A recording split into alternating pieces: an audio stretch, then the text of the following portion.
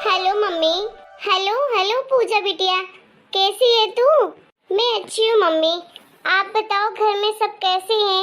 अरे बेटा घर में सब बढ़िया है। आज कैसे सुबह सुबह फोन लगा दिया तूने?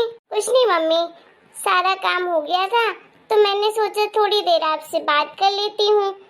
एक हफ्ते से बात नहीं हुई आपसे। चलो मेरी बिटिया को मेरी याद तो आती है कम से कम। मुझे तो लगा था कि मेरी बिटिया रानी मुझे कभी याद ही नहीं करती है। जब मैं कभी फोन लगाती हूँ तभी वो मुझसे बात करती है, वरना तो भाई कभी भी अपने से फोन नहीं करती हमारी पूजा बिटिया। हाँ? अरे नहीं नहीं मम्मी, ये कैसी बातें कर रही हो? काम के चक्कर में फुर्सत ही नहीं मिलती है, वरना क्यों नहीं फोन करूंगी आपको। आप मेरी माँ हो, मैं तो आपको हर पल याद करती हूँ, लेकिन क्या करूँ, काम से फुर्सत ही नहीं मिलती। मेरा बस चले मम्मी तो मैं तो आपके पास ही रहूँ। अरे नहीं नहीं बाबा, अपने पास रहने को नहीं कहूँगी। अरे बेटियां तो हमेशा पराई होती हैं, तभी तो तेरी शादी की है हमने।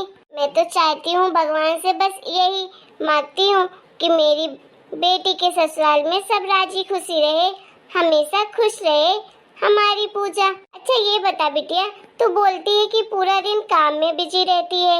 अरे अब तो तेरी देवरानी भी आ गई, फिर क्या काम में बिजी रहती है? अब तो दो दो लोग हो गए काम करने के लिए। हाँ मम्मी, हो तो गए दो दो लोग, बट अभी रीना को काम करना नहीं आता है तो सब कुछ मुझे ही देखना पड़ता है। थोड़ा बहुत जितना आता है तो करती है। ये क्या कह रही है पूजा बिटिया, तेरी देवरानी को काम करना नहीं आता? अरे कहाँ की महारानी है वो कि उसे काम करना नहीं आता? अरे शादी हो गई है उसकी। अरे अरे एक मिनट, कहीं ऐसा तो नहीं है कि वो तुझे पागल बना रही हो, काम ना करने का बहाना ढूंढ रही हो? अरे अरे नहीं नहीं मम्मी, ऐसी कोई बात नहीं है। अरे पूजा बेटा, तू नहीं जानती आजकल की बहुओं को। अरे अपने मिश्रा जी बगल में जो रहते हैं उनकी बहू आई है। अरे वो भी ऐसे ही नाटक कर रही है कि उसे कोई काम करना नहीं आता है, बस यही बहाना लेकर बैठी रहती है। अब वो बेचारी बुढ़ी मिसराइन पूरा दिन काम करती है। अब भला बताओ, अब इतनी बड़ी लड़की है, उसको काम करना नहीं आता? अब काम भी कितना होता है, घर में झाड़ू पोछा बर्तन खाना बनाना। देख तू पागल मत बन उसके पीछे, पक्का वो चालबाजी कर रही है, एक नंबर की चालाक होगी, तभी वो तेरे को अपने इशारे पर नचाना चाहती है कि वो बस ऐसी लूल बनी रहेगी कि वो उसे कुछ नहीं आता और तू चुपचाप काम करती रहेगी। पता नहीं मम्मी, मुझे तो समझ ही नहीं आता है क्या सही है क्या गलत है। अब क्या करूं, वो कुछ करती नहीं तो मुझे तो करना ही पड़ता है। अब किसी को भूखा तो छोड़ नहीं सकती हूँ, उसके लिए बेटा भूखा छोड़ना पड़ेगा, तभी उसको अकल आएगी। अकेले कब तक तो संभालेगी? क्यों तेरी सास कुछ नहीं कहती क्या उसको? मम्मी जी को तो पता ही नहीं है कि उसे काम करना आता है कि नहीं। मैंने तो इसके बारे में मम्मी जी को कुछ बताया ही नहीं, बल्कि छुपाती हूँ कि घर में कलेश ना हो, क्योंकि मम्मी जी तो बिल्कुल पसंद नहीं करती हैं रीना को। वो तो बेवजह ही उसे डांटती चिल्लाती रहती हैं, तो इसीलिए मैं कुछ नहीं बताती हूँ उनको कि अगर थोड़ा बहुत ये सब पता चला तो मम्मी जी तो उसको जीना हराम कर देंगी। अरे पगलिया बिटिया, तो तेरे लिए तो बहुत अच्छा है ना भाई, भगवान जाने बेटा तू कैसी है। अरे जरा सा तो गुण ले लेती हमारा, मैं कैसी हूँ और तू कैसी है। इतनी सीधी सादी इतनी भोली है कि जो चाहे वो तुझे पागल बना दे। हाँ? मतलब मम्मी ऐसा क्यों बोल रही हो कि मैं पागल हूँ क्या? ये मेरी भोली बिटिया, मैं ये नहीं बोल रही हूँ कि तू पागल है, लेकिन तू बहुत सीधी है। इतना क्यों सोचती है सबके बारे में? आज के जमाने में अपने बारे में सोचना चाहिए, तू तो बस अपने परिवार के बारे में सोच। तो मम्मी मैं अपने परिवार के बारे में ही तो सोचती हूँ। अरे पूजा बिटिया, तू सिर्फ अपने परिवार के बारे में नहीं सोचती है, पूरे खानदान के बारे में सोचती है।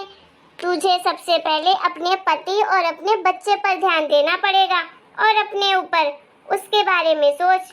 अब पहले जैसी नहीं रही तू, जेठानी बन गई है।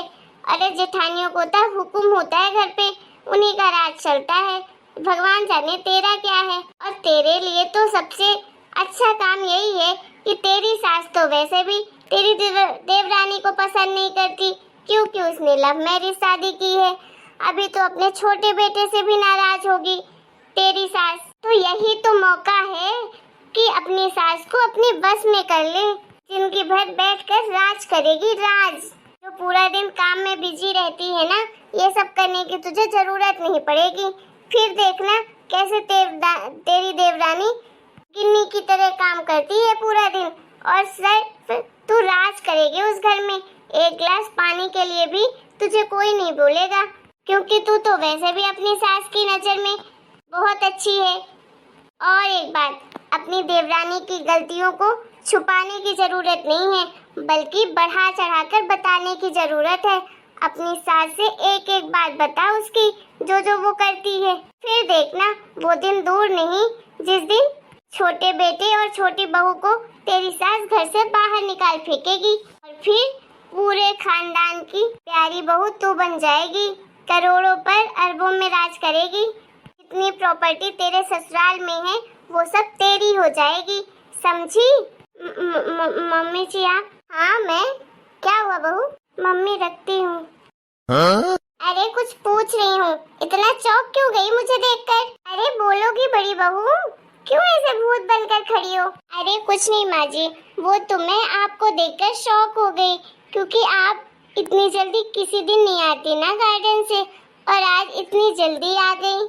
अरे तो कहीं पे मैंने लिख दिया है क्या कि मैं हमेशा 9 साढ़े 9 के बाद ही आऊंगी? मेरा मन कर गया कि मैं आज घर जाऊं, थकान हो रही थी पैरों में, तो सोचा घर चली जाती हूँ। अच्छा सुनो बड़ी बहू, जाकर अपनी देवरानी को बोल दो कि मेरे लिए एक कप चाय बना कर ले आए। पर क्या पर? जाओ ना।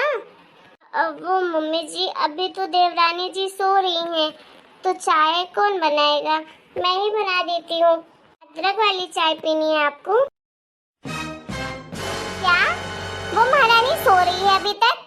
तुमने कहा कि वो रोज उठ जाती है तुम्हारे साथ ही, फिर आज कैसे सो रही है वो? जाओ उसे उठाकर लेकर आओ। बड़ी आई महारानी, ऐसा क्या घर में काम कर लेती है जो इतनी थकान से अभी तक सो रही है वो? माँ जी मैं कैसे जाऊँ उनके कमरे में? मैं ही ले आती हूँ आपके लिए चाय। कोई जरूरत नहीं है, आज चाय पीऊंगी तो छोटी बहू के हाथ की ही पीऊंगी। बुला कर लाओ उसे। एक बात बताओ, वो रोज उठ जाती है ना? आज पहली बार इतनी लेट तक सो रही है ना? माँ जी सही बताऊं तो देवरानी जी तो किसी दिन भी 9:30 के पहले नहीं उठती हैं। एक आध बार ना कहिए कि कभी उठ जाएं, लेकिन बाकी टाइम तो वो अपने कमरे में ही रहती हैं, और सुबह तो वो सोती ही रहती हैं। क्या? ये क्या कह रही हो बड़ी बहू तुम? तुमने ही तो कहा था कि वो रोज सुबह उठ जाती है, तुम्हारे साथ सारा काम करवाती है। तुम इतने दिनों से मुझसे झूठ बोल रही थी क्या? हाँ माँ जी, मैंने सोचा कि मैं फालतू में देवरानी जी को क्यों परेशान करूं, इसीलिए मैंने झूठ बोल दिया आपसे। माफ करिएगा माँ जी, मेरा ऐसा कोई इरादा नहीं था आपसे झूठ बोलने का।